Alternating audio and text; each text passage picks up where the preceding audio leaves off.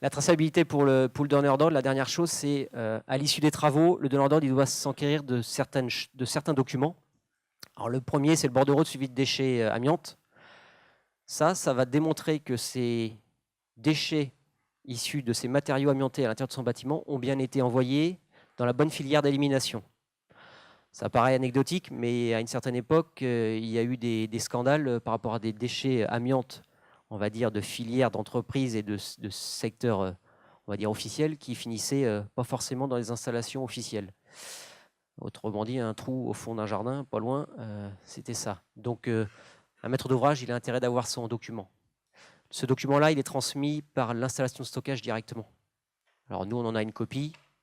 Maintenant, normalement, l'installation de stockage l'envoie également au maître d'ouvrage. Et puis, le rapport de fin de travaux. Le rapport de fin de travaux, c'est juste démontrer que le chantier a bien eu lieu, qu'il s'est bien passé. Donc, on va mettre toutes les mesures d'empoussièrement qui ont été faites sur le chantier.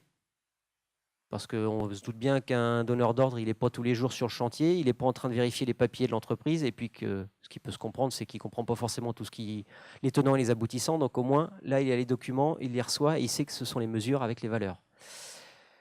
Les certificats d'acceptation préalable, ça c'est une exigence réglementaire, même si j'en comprends pas bien le sens, parce que de toute façon, quand vous avez vos BSDA, ça veut dire qu'à un moment ou un autre, les déchets ont été acceptés par l'installation de stockage. Et surtout, le plus important, c'est le plan de localisation des matériaux mis à jour. Ça veut dire que le donneur d'ordre, une fois qu'il a ça, avec ce document-là, il peut dire, voilà, moi dans mon bâtiment, j'avais de l'amiante là et là, j'en ai enlevé ici, mais pas là. Donc le dossier technique amiante, là, il peut être mis à jour, c'est-à-dire qu'on va dire, ben voilà, j'ai la moitié de mon bâtiment qui est désamianté, on met mon dossier technique à jour, et demain, s'il y a des interventions ultérieures, on saura qu'à cet endroit-là, ben, il n'y a plus d'amiante, ça a été enlevé.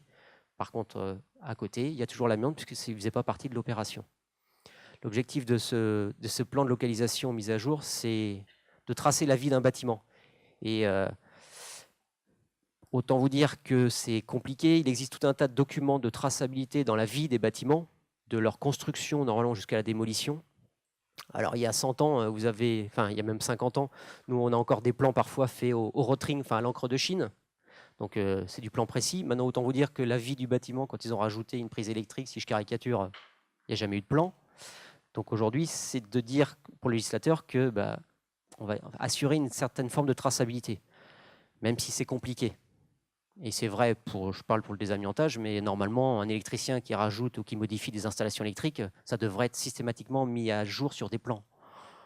On va dire que c'est compliqué et ce n'est pas forcément très souvent fait. Et puis pour l'entreprise, on a notamment, alors c'est en sous-section 3, lié à la certification, on a une obligation de conservation et d'archivage des documents pendant 50 ans. Un chantier, c'est un gros classeur au minimum, des analyses, des plans, des suivis d'exposition des salariés, enfin, tout un tas de documents. Ces documents-là, on a l'obligation de les archiver pendant 50 ans.